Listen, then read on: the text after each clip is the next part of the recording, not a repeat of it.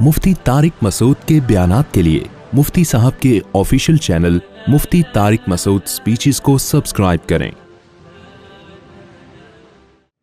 मुफ्ती साहब, मुझे एक बात समझ नहीं आती कि सहाबा ने नबी की एक एक अदा महफूज की, इसको बयान किया, यहाँ तक कि आपके दांतों में खला था और आपके कितने बाल सफ़ेद थे, लेकिन ये बात समझ से बालातर है कि सहाबा ने नबी की आखिरी नमाज नहीं बयान की और उम्मत में इस कदर इख्तलाफ रहा। ऐसा कैसे हो सकता है?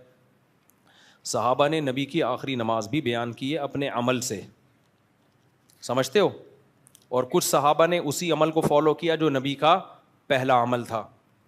तो सहाबा ने बता दिया कि दोनों पहलू हैं इसमें, ये वाला पहलू भी है और ये वाला पहलू भी है। ये सहाबा बयान कर दिया सहाबा ने कि अब इसमें किसी मसले में भी शिद्दत जायज़ नहीं है।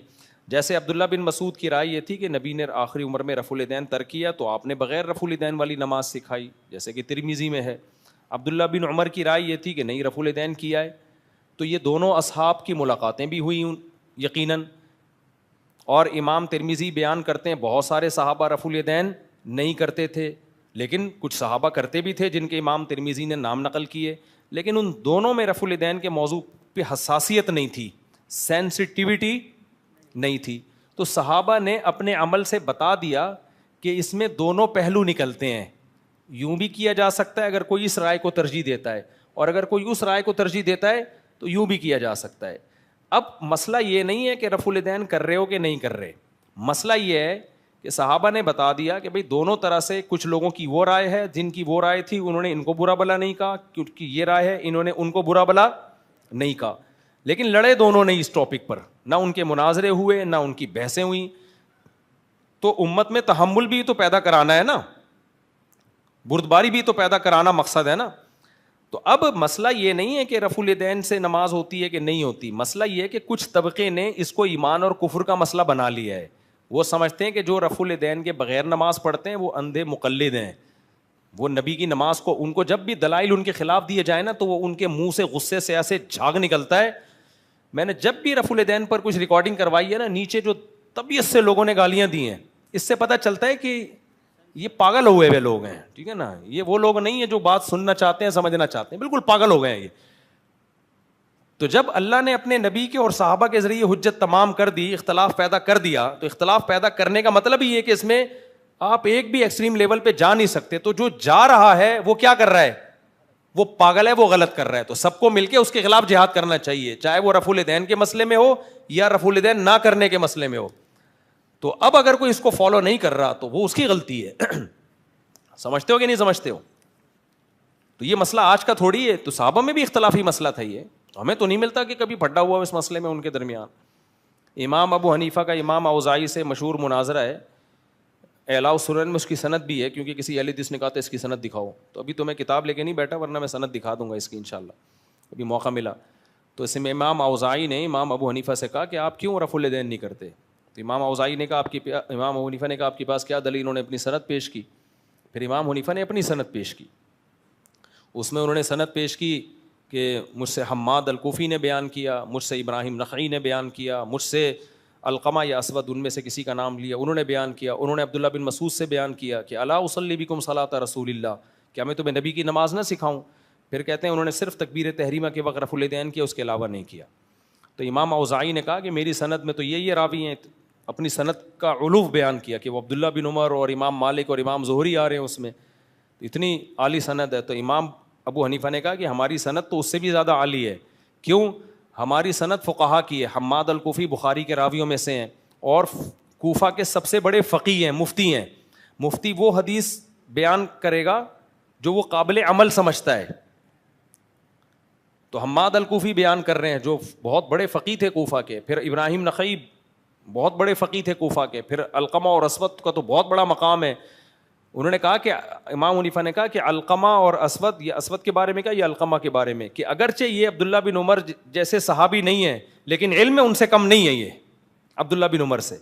यानी तुम अगर सनद में अब्दुल्ला बिन उमर को पेश कर रहे हो तो मैं अलक़मा या असवद को पेश कर रहा हूँ, जिनको अगरचे अब्दुल्ला बिन उमर को नबी की सोहबत मिली है और अलक़मा और असवद को नहीं मिली, लेकिन इल्म में ये उनसे कम नहीं है। फिर आगे अब्दुल्ला बिन मसूद के बारे में फरमाया वो इब्न मसूद, वो तो क्या है, वो तो इब्न मसूद है।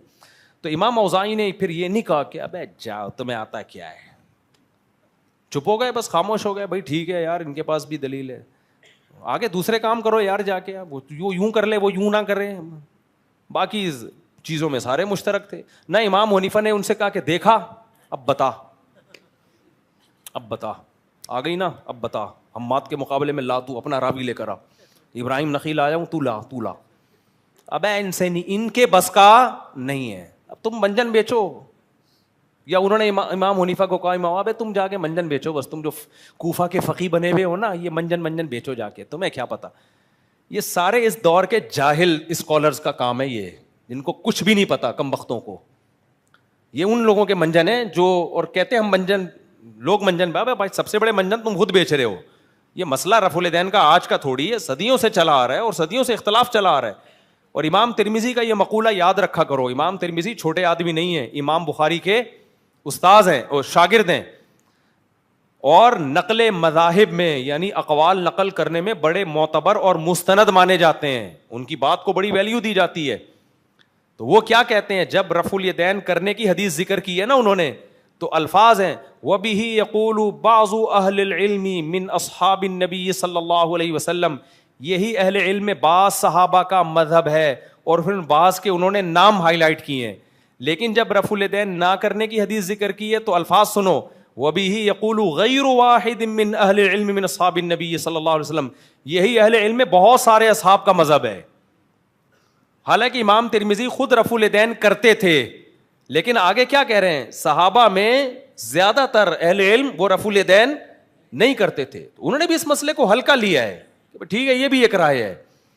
تو یہ سارے جو ہے نا مدعی سست اور گواہ چست, تو یہ اس دور کی بدعت ہے جو ان لوگوں نے رفع الیدین کے نام پہ منجن شروع کیا ہوا ہے. اور ہمیں کہتے ہیں متشدد, ہم نے تو آج تک کسی رفع الیدین کرنے والے پہ نہ فتویٰ لگایا نہ اس کو کہا. یہ خود متشدد ہیں, لا کے لوگوں کو حدیثیں دکھا رہے ہوتے ہیں, تم نہیں کرتے, ان پہ ان کو علماء سے بدگمان کرتے ہیں, اختلاف پیدا کرتے ہیں ان کے اندر, اور ایک ہی چیز کی گرد گھومتے ہیں ان کی تقریریں, تو اس کو بڑا کمال سمجھتے ہیں, اور پھر اپنے خلاف سنتے نہیں ہیں. سننے میرے پاس ایک صاحب آئے, میں بیان کے دوران کھڑے ہو گئے کہ آپ تو رفع الیدین کی تو اتنی حدیثیں, میں نے کہا 2 سردوں کے درمیان بھی تو ہے حدیث رفع الیدین کی, فوراً فتویٰ لگا دیا وہ تو ضعیف ہے. میں نے کہا ناصر البانی کو مانتے ہو, کہتے ہیں ہاں. میں نے کہا انہوں نے کہا ہے وہ صحیح حدیث ہے, تو 2 سدوں کے درمیان بھی کرو. ایک دم اچھلنے لگا, کودنے, بھائی یہ کوئی ڈپریشن کا مسئلہ ہے, یہ کوئی علمی, میں نہیں کہہ رہا سارے اہل حدیث ایسے ہوتے ہیں, بہت سے معتدل اہل حدیث بھی ہیں, وہ اس مسئلے کو بڑا مسئلہ نہیں سمجھتے. لیکن ایک آج کل کے اسکالر نے جو نئے نئے آ رہے ہیں مارکیٹ میں, انہوں نے پتہ نہیں کیا بنا دیا اس مسئلے کو. اہل کوفہ میں کوئی بھی رفع الیدین نہیں کرتا تھا, اور اہل کوفہ کو آپ کیا سمجھتے ہو, کوفہ تو علم کا مرکز تھا. حضرت علی اور حضرت عبداللہ بن مسعود وہاں جا کے آباد ہوئے تھے, ان کے شاگرد آباد ہوئے. حضرت علی اور عبداللہ بن مسعود تو علم کا مرکز تھے, ان کے اصحاب ان کے شاگرد میں کوئی بھی رفع الیدین نہیں کرتا تھا. تو اور کوفہ کے بارے میں علم, ہمارے پاس جو قرات پہنچی ہے نا قرآن کی, بہت ساری قراتیں ہیں, سب سے مشہور قرات کوفہ کے قاری کی ہے. تو قرآن کہاں سے آیا ہے, کوفہ سے. حدیث امام بخاری نے یہ بات خود لکھی ہے کہ میں علم حدیث حاصل کرنے کے لیے بصرہ اتنی دفعہ گیا, مکہ مدینہ اتنی دفعہ, حجاز یعنی اتنی دفعہ گیا, دمشق اتنی دفعہ گیا, کوفہ کتنی دفعہ گیا, کہتے ہیں لا احصی, میں اسے شمار نہیں کر سکتا. تو علم کا مرکز تھا کوفہ. لوگ صرف کربلا والا واقعہ جانتے ہیں, وہ تو فتنہ انگیزوں نے کیا تھا. باقی جو صحابہ کے شاگرد تابعین تبع تابعین جو تھے, ہم تو ان کے مذہب کو فالو کرتے ہیں, ہم وہ ان باغیوں کو تھوڑی فالو کرتے ہیں ہم. امام ابو حنیفہ تو اہل سنت والجماعت کے امام ہیں, جو اہل بیت سے محبت کرنے والے میں ان کا شمار حسینیوں میں ہوتا ہے, یزیدیوں میں نہیں ہوتا. حضرت امام حنیفہ رحمہ اللہ کا شمار. اور پھر میں نے مسلم میں ایک حدیث پڑھی ہے, جس حدیث کی سند میں سارے راوی حجاز کے ہیں, مکہ مدینہ کے. اس کے نیچے علامہ نووی رحمۃ اللہ لکھتے ہیں کہ ایسا بہت ہوتا ہے کہ سارے راوی کوفہ کے ہوں, لیکن ایسا بہت کم ہوتا ہے کہ کسی حدیث کے سارے راوی حجاز کے ہوں. تو علم حدیث بھی کہاں سے آیا ہے, کوفہ سے. تو اگر ہم نے نماز بھی بغیر رفع الیدین والی کوفہ سے لے لی کہ عبداللہ بن مسعود اور حضرت علی کے شاگرد رفع الیدین نہیں کرتے تھے, تو اس میں کیا ہو گیا. اور ہم کھلا دل بھی رکھ رہے ہیں کہ اگر کوئی کرتا ہے تو ثبوت ہے رفع الیدین کا. بھائی ٹھیک ہے, ہماری رائے یہ کہ آپ صلی اللہ علیہ وسلم نے رفع الیدین کا ایک جیسا معمول نہیں رہا, قلت سے کثرت کی طرف یا کثرت سے قلت کی طرف. تو ایک معمول نہیں ہے. بخاری کی حدیثوں سے پتہ چلتا ہے کہ ایک معمول نہیں تھا نبی کا رفع الیدین میں, اور باقی حدیثوں سے بھی پتہ چلتا ہے. تو جب یا تو قلت سے کثرت کی طرف اس کا کوئی بھی قائل نہیں ہے, تو پھر ہم اس کے قائل ہیں کثرت سے قلت کی طرف. پہلے 2 سجدوں کے درمیان بھی کیا, ہر تکبیر پہ سلام کے وقت بھی کیا رفع الیدین, وہ بھی چھوڑا ہے آپ نے, 2 سجدوں والا بھی چھوڑا. تو اگر ہم نے مان لیا کہ عبداللہ بن مسعود کی حدیث میں آتا ہے کہ صرف تکبیر تحریمہ کے وقت, تو اس سے پتہ چلتا ہے بھائی باقی بھی آپ نے چھوڑ دیے. تو ہماری رائے ہے یہ, تو اس میں کیا ہے, باقی ہمیں کیا جا رہا ہے یوں کرنے میں, اس کو کہتے ہیں منجن بیچ رہے ہیں. ابے کوئی یوں کر لے گا تو ہمارا کیا ہو, اس سے کیا نقصان ہوگا, کیا امام کی تنخواہ بند ہو جائے گی یا کیا ہو جائے گا, اس سے کچھ بھی نہیں ہوگا. تو اتنی سی بات کو اتنا بڑھایا ہوا ہے. اور دوسری ایک اہم بات یہ بھی ہے کہ امام ابو حنیفہ کی ویسے بھی عادت ہے کہ حدیثوں میں جب ٹکراؤ ہوتا ہے تو وہ حدیث جو اقرب الی القرآن ہوتی ہے اس کو فالو کرتے ہیں. قرآن میں آتا ہے قوموا للہ قانتین, خشوع و خضوع سکون کے ساتھ کھڑے ہو جاؤ. تو کہتے ہیں رفع الیدین کرنا بھی ثابت ہے, نہ کرنا بھی. تو نہ کرنے والی جو حدیث ہے وہ خشوع و خضوع کے زیادہ قریب ہے. پھر کوئی اس پہ اشکال کرے کہ نبی کو کیا خشوع و خضوع کا پتہ نہیں تھا, تو ہم کہتے ہیں بھائی نبی سے دونوں ثابت ہیں نا, تو ہم ترجیح اس کو دیں گے جو اقرب الی القرآن ہو, کیونکہ اس میں بار بار ہاتھ آپ کو ہلانا نہیں پڑتا, اور حدیثوں سے اس کی تائید بھی ہوتی ہے. اسکنوا فی الصلاۃ, یہ تو آپ نے رفع الیدین کے بارے میں فرمایا کہ نماز میں سکون پیدا کرو. سلام کے وقت بعض صحابہ رفع الیدین کر رہے تھے, آپ نے فرمایا اسکنوا فی الصلاۃ, نماز میں سکون پیدا کرو. تو اس سے پتہ چلتا ہے کہ رفع الیدین کو آپ صلی اللہ علیہ وسلم نے سکون کے منافی سمجھا. تو ہم کہتے ہیں یہ اس سے پتہ چل رہا ہے کہ وہ جو کثرت سے رفع الیدین ہوتا تھا وہ شروع کا عمل تھا, کسی حکمت سے کیا ہوگا, آہستہ آہستہ اس کو آپ صلی اللہ علیہ وسلم نے کم کر دیا. تبھی ناصر الالبانی رحمہ اللہ کے بارے میں نے سنا ہے کہ وہ 2 سجدوں کے درمیان رفع الیدین کے بھی قائل تھے. وہ کہتے ہیں اس کے چھوڑنے کی بھی تو نبی سے کوئی حدیث ثابت نہیں ہے کہ نبی نے چھوڑ دیا, تو یہ بھی ثابت ہے. تو جیسے ہم اہل حدیث حضرات 2 سجدوں کے درمیان رفع الیدین کو ترک مانتے ہیں, کس حدیث کی بیس پہ, نبی نے تو نہیں کہا کہ مت کرو. عمل سے ہی پتہ چل رہا ہے نا کہ صحابہ کے یا نبی کے عمل سے کہ بعد میں 2 سجدوں کے درمیان. تو ہم کہتے ہیں اسی طرح عبداللہ بن مسعود جو صحیح حدیث بیان کر رہے ہیں اس سے یہ بھی پتہ چلتا ہے کہ رکوع سے اٹھنے کے بعد بھی آپ صلی اللہ علیہ وسلم نے ترک کیا ہے. اور ترمذی کی حدیث بالکل صحیح ہے, جو انجینئر نے کہا ہے نا, کوئی بھی کسی نے بھی صحیح نہیں کہا, بالکل لمبی جب پھینکنے پر آتا ہے نا ایک بندہ, اور کمال کی بات ہے جب آپ لمبی پھینکتے ہو, ہم جب اس کا جواب دیتے ہیں کہتے ہیں عقیدوں پہ بات ہوگی, ہم نے جو چیزیں پھینکی ہیں ان پہ بات نہیں ہوگی. پھر ہم جب عقیدے پہ بات کرنے کے لیے آپ کے گھر پہنچے, آپ نے کہا عقیدوں پہ بھی بات نہیں ہوگی, اس طرح سے نہیں ہوگی, کسی اور طریقے سے ہوگی. بھائی تم کسی بھی طرح سے بات نہیں کرنا چاہتے, تو چیلنج کیوں کہ کیوں تھے آپ نے. اور عقیدوں پہ بات ابھی میں کروں گا انشاءاللہ, المحنت پہ میں ریکارڈ کرواؤں گا. ٹائم تو ویسے بھی قیامت تک دیا ہوا ہے نا, پھر جلدی کس بات کی. تو اور میں نے اکثر رفع الیدین والے دیکھیں تمیز سے کرتے بھی نہیں ہے رفع الیدین, وہ تو یہاں تک ہے اکثر یوں کر رہے ہوتے ہیں, یوں بس یوں. بھائی جب ایک چیز کو آپ سنت مانتے ہو تو پراپر طریقے سے تو کرو اس کو, آپ پورے ہاتھ تمیز سے اٹھاؤ, یوں یوں یوں کر رہے ہوتے ہیں. اس سے تو بہتر ہے نہ ہی کرو آپ, اس سے تو پھر ہمارا جو طریق ہے وہ زیادہ بہتر ہے اس سے. بہرحال ہماری نظر میں یہ بڑا مسئلہ نہیں ہے. میں نے زندگی 30 سال شافیوں کے ساتھ گزاری ہے, وہ سب کرتے تھے, ہم نے تو آج تک کبھی نہیں ان کو چھیڑا نہ انہوں نے ہمیں چھیڑا. میں نے اپنے والد صاحب سے جا کے پوچھا ابو یہ کیا کرتے ہیں, انہوں نے کہا بیٹا یہ بھی صحیح ہے, امام شافعی کو فالو کرتے ہیں, ان کی تحقیق ہے کہ کرنا چاہیے, بس بات ختم ہو گئی. انہوں نے کہا, ابا نے کہا ہم امام حنیفہ کو فالو کرتے ہیں, ان کی تحقیق ہے نہیں کرنا چاہیے. میں نے کہا ابو صحیح کون سا, ابو نے کہا دونوں ٹھیک ہیں, ایک کو فالو کرنا چاہیے. میرے والد صاحب نے ایک دفعہ میں بتا دیا, تو وہ جو ہوتا ہے نا جس کو انگلش میں انسینٹ کہتے ہیں, اردو میں جو چیز کہتے ہیں ممبر پہ مناسب نہیں ہے, انسیکٹ کہتے ہیں نا, سوری, جو میں اپنی مرغیوں کو کھلاتا ہوں انسیکٹ کہتے ہیں نا انگلش میں, تو جو میں اپنی مرغیوں کو کھلاتا ہوں. تو ابا نے جب ایک دفعہ کہا تو دوبارہ انسیکٹ پیدا نہیں ہوئے, لیکن جن کو ابا نے سمجھایا نہیں بچپن میں ان کو ایسا انسیکٹ, ابھی انگلش مسجد میں نہیں کیڑا بولتے ہوئے اچھا نہیں لگ رہا, تو ان کو ایسا انسیکٹ ہوا ہے نا کہ ان کا ایمان اور کفر کا مسئلہ یہ بن گیا ہے, وہ ایمان اور کفر کا مسئلہ یہ بن گیا ہے. ڈاکٹر ذاکر نائک بیچارے اتنے پریشان ہوئے تھے نا, انہوں نے مجھے کہا کہ میں نے ٹی وی پہ نماز سکھانا ہی چھوڑ دی ہے. میری براہ راست ان سے بات ہوئی تھی, انہوں نے کہا میں نے پہلے یہ والی کی کہ چلو اس طرح, تو جو حنفیوں کو اعتراض ہونا شروع ہو گیا, یہ کیا بھائی, پھر دلائل دینا, کہہ رہے میں نے پھر اس کے بغیر کیا تو وہ اہل حدیثوں کو اعتراض, یہ تو تم قرآن اور سنت کے خلاف کہہ رہے ہیں. میں نے کہا نماز ہی نہیں سکھاؤں گا, جاؤ. یہ میں اپنے الفاظ میں ڈاکٹر صاحب کی بات نقل کر رہا ہوں, یعنی خلاصہ اس کا یہی ہے کہ نماز ہی نہیں سکھاؤ, جاؤ. بیچارے کیا کرتے ہیں یار, رفع الیدین سے سکھا رہے ہیں تو ادھر متنازع بن رہے ہیں.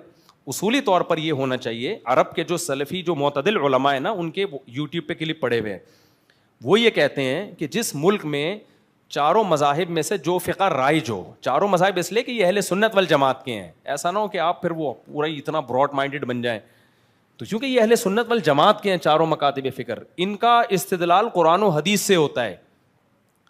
تو ایک عرب عالم کا فتویٰ یوٹیوب پہ پڑا ہوا ہے, بہت سارے عرب علماء کے ہیں, سعودیہ کے علماء, وہ کہتے ہیں کہ بھائی جس ملک میں جو فقہ رائج ہو تو لوگوں کو اسی کے حساب سے نماز سکھانی چاہیے, کیونکہ چاروں اہل سنت والجماعت کے مکاتب فکر ہیں. آپ 1.5 اینٹ کی الگ چیز نہ سکھائیں آپ, اس سے کیا ہوگا, لوگوں میں وحشت پیدا ہوگی, اختلاف پیدا ہوگا.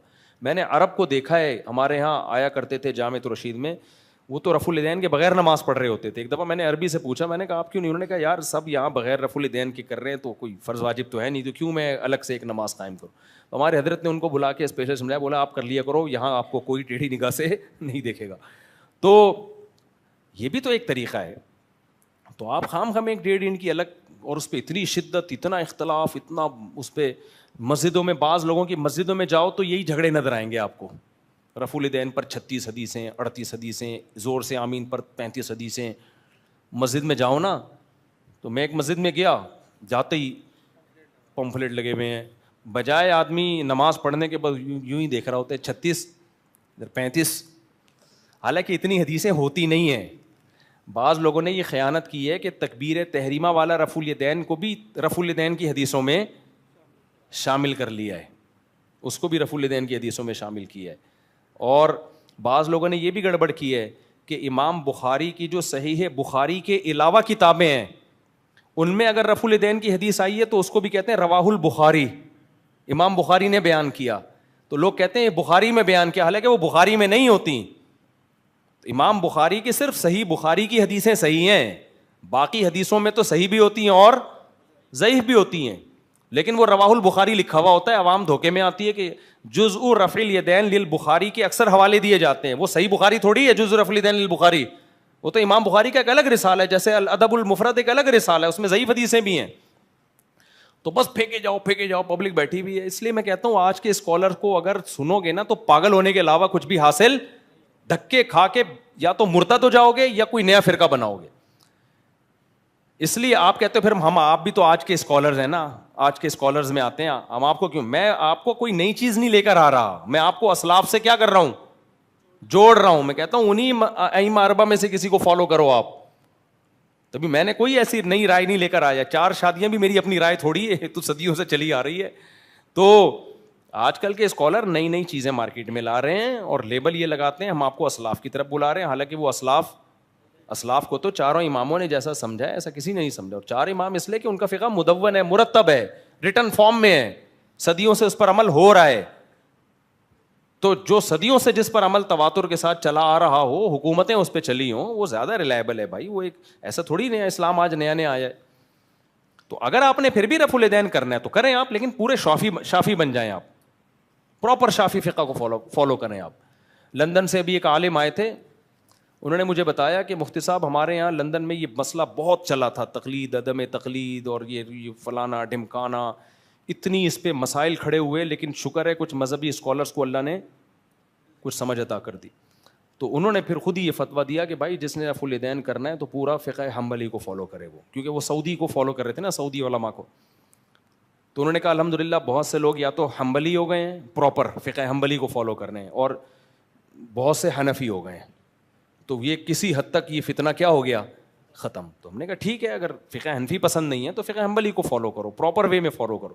یہ نہیں ہوتا کہ جی آپ کا مجھے ایک حدیث سے یہ سمجھ میں آ رہا ہے, اس کو کچھ اور سمجھ میں آ رہا ہے, اس کو کچھ اور سمجھ میں آ رہا ہے. یہ دین ہے, چونچوں کا مربع تھوڑی ہے یار. یہ طلاق میں ہی دیکھ لو, ابھی ایک صاحب نے, میں نے بتایا نا جاپان میں طلاق دی, پتہ کیا کیا انہوں نے, ابھی میں نے بیان میں بھی بتایا تھا نا, باقاعدہ خودکشی کرنے جا رہے ہیں. جاپان میں خودکشیاں بہت ہیں, تو مسلمان بھی ان کو دیکھ کے بڑے انسپائر ہو رہے ہیں نا کہ ماشاء اللہ کتنا اچھا لگا. تو وہ مسلم ہے, اس نے ارادہ کیا چلو ہم بھی ٹرائی کرتے ہیں. تو وہ جاپانی تو طلاق دیے بغیر ہی خودکشی کر لیتا ہے. انہوں نے کیا کہا کہ اب میں سچی مچی کی خودکشی کر رہا ہوں تو بیوی کو پہلے طلاق دو. تو بیوی کو باقاعدہ نیت کر کے 3 طلاقیں دی ہیں کہ اب مر ہی رہا ہوں تو پہلے اس سے جان چھڑاؤ. مرا, لوگوں نے بچا لیا. سمجھ رہے, زندہ نکل کے باہر آ گیا. اور خودکشی کرنے والا ایک دفعہ بچ جائے نا تو اس کو اندازہ ہو جاتا ہے بھائی موت ہلکی چیز, وہ دوبارہ یہ حماقت نہیں کرتا. لوگوں نے بچا لیا اس کو خیال ہو یار یہ میں نے کیا کر دیا. جب غوطے لگتے ہیں, فرعون کی بھی کھوپڑی سیٹ ہو گئی تھی نا ایک غوطے میں, فوراً کہنے لگا اللہ پہ ایمان لے آیا, تو یہ بھی فوراً کھوپڑی اس کی کیا ہو گئی یار یہ تو کرنے کا کام نہیں ہے. لوگوں نے بچا لیا, باہر آیا تو اب بیوی تو گئی ہاتھ سے, اب پریشان پھر رہا ہے, فتوے لیتا پھر رہا ہے. تو حالت حیض میں 3 طلاقیں دی تھی, تو کہیں سے فتویٰ لے کر آ گیا کہ حالت حیض میں طلاق واقع نہیں, ایک بھی نہیں ہوئی ہے. میرے سے ان کے ریلیٹیو نے رابطہ کیا, میں نے کہا اس کا بائیکاٹ کرو کمبخت کا. بولو تو مر جاتا یہ زیادہ اچھا تھا, شریعت کا مذاق کیوں اڑا رہا ہے تو.